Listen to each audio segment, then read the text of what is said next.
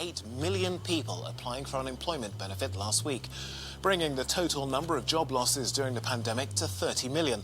It's an unprecedented spike, and there are certainly more people out of work who haven't been able to file for unemployment and aren't counted in the official total. Meanwhile, GDP was down 4.8% in the first quarter of the year. It's expected to shrink by 40% in the second quarter. Well, let's go to Los Angeles now, where we can speak to Phil Lavelle for more on this story. Phil, these are dire numbers. What are the consequences of this, and how is the government reacting?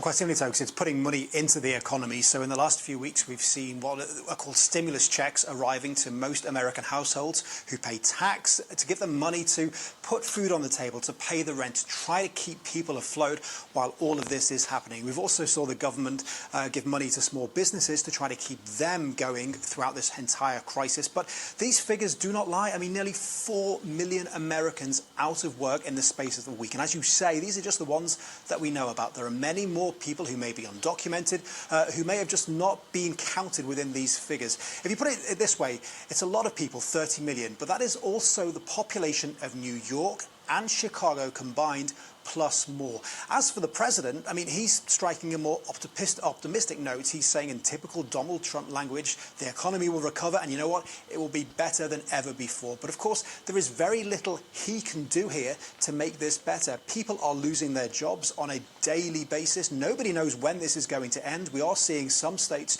start to reopen, but this is individually down to the governors of the states, who are pretty much deciding when they reopen their economies and how they reopen their economies. The federal guidance, the national guidance, ends today. And of course, Donald Trump has fought his presidency presiding over this expanding economy. This is now an economy that is shrinking 4.8% so far.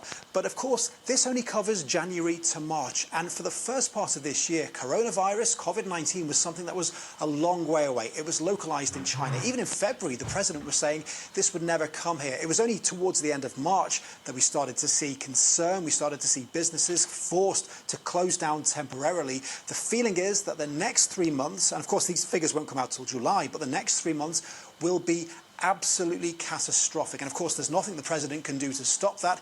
He's presided over a strong economy. His key points have been immigration, but he's not got that wall built with Mexico yet. Bringing troops home, but he's not brought troops all back from Afghanistan, and presiding over a strong economy. And he's unable to get out on the campaign trail yet. All he can do is hope and be optimistic and hope the American people also believe him that it will get better. Phil, let's talk about health matters now in the States. LA is the first city to offer testing for everybody. How will that work, and how close is the rest of the country from being able to do the same?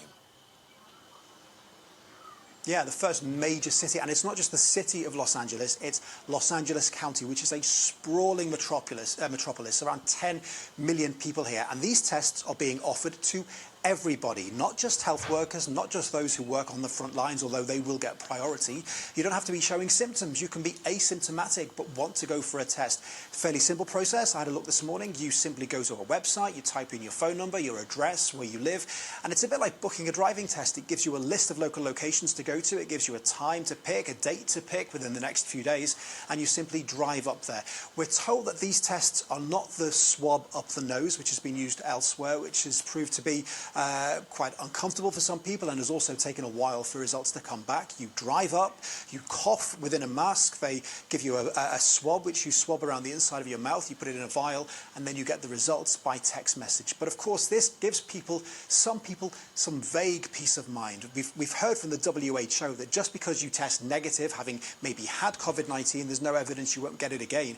But for businesses who are looking to try to reopen, this gives them some peace of mind in the short term that people who've had it may not be as infectious or may not need to be concerned about catching it to the extent that maybe other people do.